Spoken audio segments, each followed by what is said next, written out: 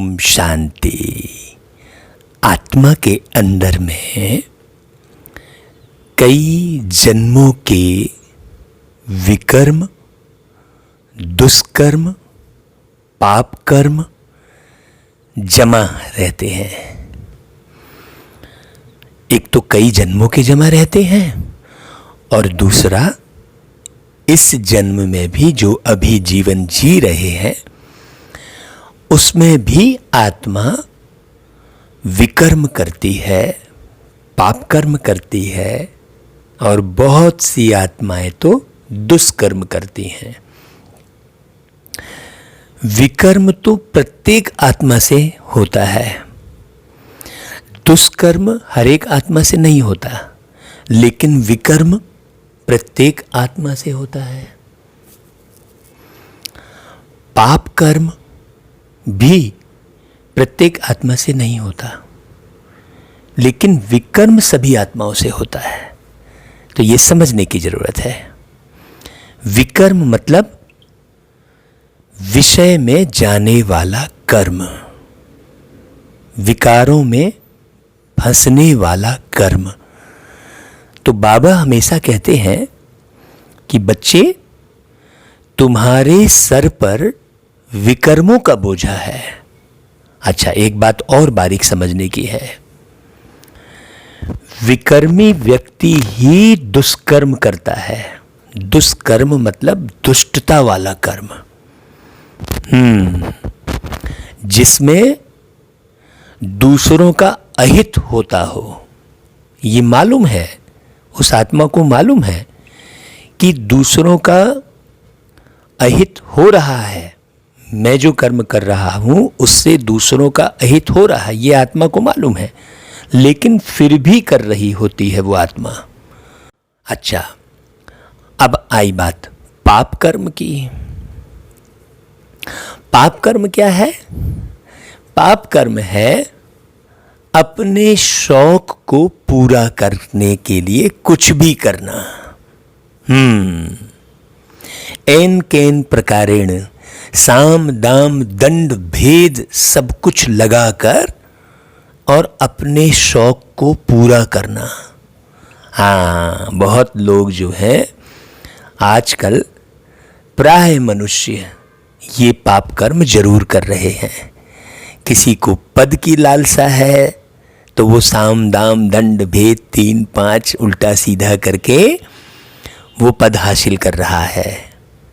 किसी को धन की लालसा है तो वो भी ऐसा ही, कैसे भी तरीके से वो धन हासिल करने का प्रयास कर रहा है और कर रहा है। तो ये सारे पाप कर्म हैं। तो विकर्म, दुष्कर्म और पाप कर्म ये है। ये सारा कर्मों का लेखा जोखा छोटी सी आत्मा में बिल्कुल समाया हुआ रहता है, भरा हुआ रहता है, और उस आत्मा को शरीर के साथ भी कष्ट मिलता है और शरीर से अलग हो जाने के बाद भी कष्ट मिलता है। ज्ञान इतना गहन और गंभीर है, जब व्यक्ति ज्ञान की बारीकियों में जाता है तो उसे इस पूरे सृष्टि चक्र में चलने वाले जितने भी कर्तव्य हैं, जितने भी दृश्य हैं, वो सब स्पष्ट समझ में आ जाते हैं। चाहे वो अदृश्य हो, चाहे वो इन आंखों से दिखने वाला हो। आत्माओं का भी ज्ञान हो जाता है, आत्माओं की परख हो जाती है। तो ये बहुत अच्छा अनुभव है। एक पति पत्नी थे, तो पत्नी हमेशा अपने उस भोले भाले पति से हमेशा लड़ाई करती रही। वैसे तो वो पत्नी बहुत ईमानदार, सत्य, कर्मठ, सबका ख्याल रखने वाली, वो सारे गुण थे, लेकिन उसके अंदर में सहनशीलता बिल्कुल नहीं थी। और सहनशीलता बिल्कुल नहीं होने के कारण वो लड़ पड़ती थी हमेशा, है ना। चाहे जिससे लड़ पड़ना, नफरत करने लगना, उल्टा सीधा कह देना। कई बार व्यक्ति को सहन करने की शक्ति नहीं होती तो भी उससे उल्टे सीधे कर्म हो जाते हैं। इसलिए बाबा ने कहा कि बच्चे, सबसे बड़ी शक्ति है सहन शक्ति। जब सहन शक्ति बढ़ती है तभी बाकी शक्तियां आती हैं, क्योंकि जब सहन ही नहीं होगा तो फिर परख कहाँ से पाएंगे। जब सहन ही नहीं होगा तो निर्णय कहाँ से कर पाएंगे। तो निर्णय करने की शक्ति, परखने की शक्ति, सामना करने की शक्ति, सहयोग देने की शक्ति, समाने की शक्ति है, विस्तार को संकीर्ण करने की शक्ति, जितनी भी शक्तियाँ बाबा ने वर्णन की हैं वो सारी शक्तियाँ हासिल होती हैं सहन करने से। तो वो जो माता की बात कर रहा हूँ मैं, वो सहन नहीं कर पाती थी, बाकी तो उसमें बहुत सारे गुण थे। और जो पति था वो बिल्कुल भोला भाला सीधा साधा, हाँ, लेकिन और उसके शौक क्या थे? उसके शौक थे इधर उधर घूमना, इधर उधर की किताबें पढ़ना और बहुत ज़्यादा परिवार की तरफ ध्यान नहीं देना। इस तरह के उसके उस पति के शौक थे। ये मैं अपनी आंखों के सामने देखी हुई बात बता रहा हूँ। अब क्या हुआ कि जीवन पूरा जिया और उम्र बढ़ने लगी, लेकिन इन दोनों के स्वभाव संस्कार बहुत उम्र बढ़ जाने के बाद भी वही थे। संस्कार तो कभी बदलते ही नहीं हैं। संस्कार कब बदलते हैं? जब संसार के मालिक से कनेक्शन होता है तब संस्कार बदलते हैं।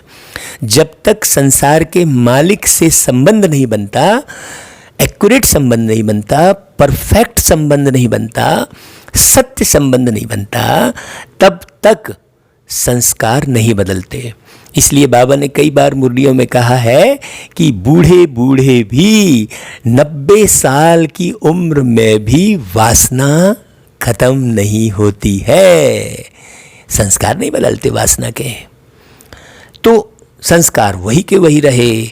अब दोनों जो है उम्र बढ़ गई, पति भी काफ़ी उम्र के हो गए और उसके बाद उनका शरीर छूट गया एन केन प्रकारेण।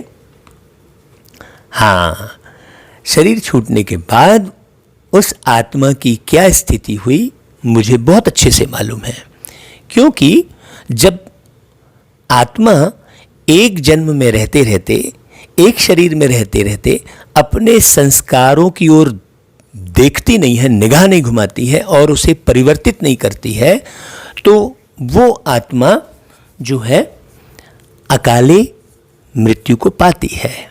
ये बात बहुत अच्छे से समझिएगा, क्योंकि संस्कार को बदलने के लिए उसे समय दिया जाता है।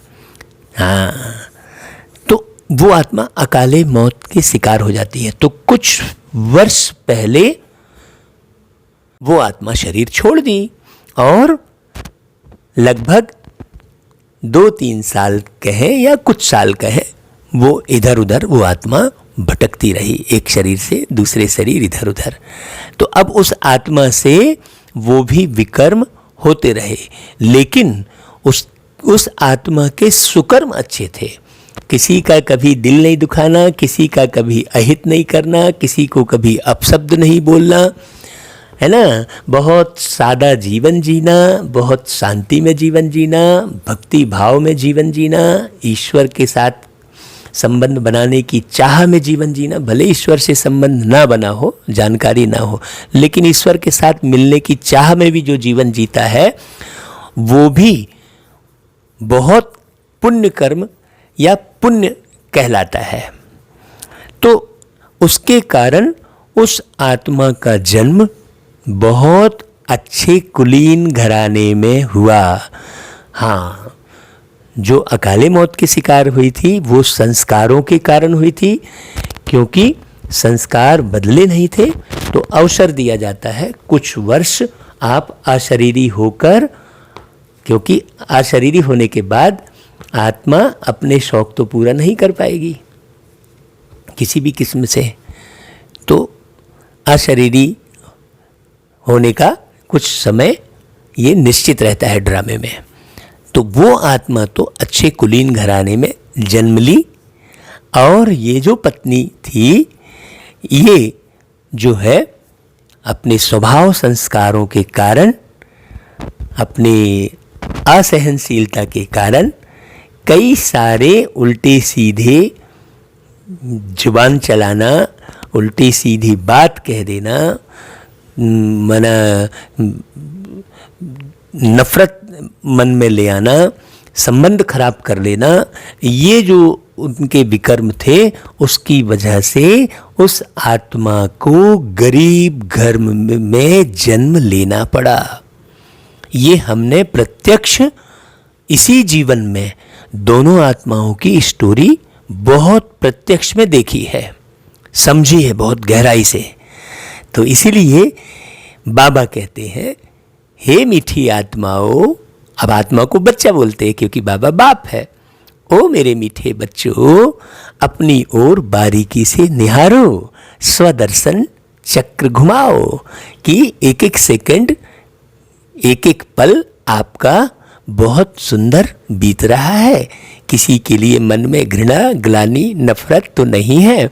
आपके मुख में हमेशा रत्न निकल रहे हैं, मुख से कड़वे बोल तो नहीं निकल रहे। बाबा कई मुरलियों में अलग अलग बताते हैं, मुख से पत्थर नहीं निकालना है, छीर खंड होकर रहना है। ये सब पुण्य कर्म सिखाते हैं बाबा। हाँ, लून पानी नहीं होना है। वो जो आत्मा थी जो गरीब घर में जन्म ली, वो हमेशा लून पानी ही रहती थी, छीरखंड होकर रहती ही नहीं थी वो आत्मा। फिर चाहे कितने भी श्रेष्ठ कर्म करे, लेकिन अगर छीरखंड होकर नहीं रह रही है आत्मा, तो भी उसके पाप कर्म जमा हो रहे हैं। विकर्म के बारे में तो अलग बताया, दुष्ट कर्म के बारे में अलग बताया, और पाप कर्म अलग बताया। तो ये सब बारीकी कर्म की फिलॉसफी को बहुत गहन गंभीरता से समझने की ज़रूरत है। तो ये छोटी सी बात बाबा मुझे आधी रात को कहलवा रहे हैं, आधी रात को रिकॉर्डिंग करवा रहे हैं। अभी 1:26 हुए थे जब मैंने रिकॉर्डिंग शुरू की, और ये अभी 1:43 हो गए हैं। सोचिए, ऐसे समय पे बाबा उठाकर और ये सब बातें सारे मनुष्य आत्माओं के कल्याण अर्थ मुझे निमित्त बनाए ये सेवा करा रहे हैं। ये कितनी वंडरफुल बात है, मैं कितना भाग्यशाली हूँ। जिस आत्मा का जीवन बाबा की याद में, बाबा के ज्ञान में बीते, वो जीवन बहुत धन्य है। उस आत्मा के निश्चित रूप से जन्म जन्मांतर संवर जाते हैं। अकाले मौत की वो आत्मा शिकार नहीं होती है। हाँ, है ना भाई। ऐसे बहुत ज्ञान की गहराई है जो बाबा समय समय पर आकर हमें टच करते रहते हैं, और हमारी ये इच्छा रहती है कि ये ज्ञान सब आत्माओं के कल्याण अर्थ सबको काम आए, कुछ ऐसी योजना बन जाए, कुछ ऐसी सेवा की विधि निकल आए जो सारे विश्व की आत्माएं इस गहन गंभीर ज्ञान को आत्मसात करें और अपने जीवन को संवारें। अच्छा भाई, ओम शांति। ये क्लास आप पूरी जरूर सुनना, बार बार सुनना। जहाँ न समझ में आए और हमें जरूर फोन करना। अच्छा, ओम शांति।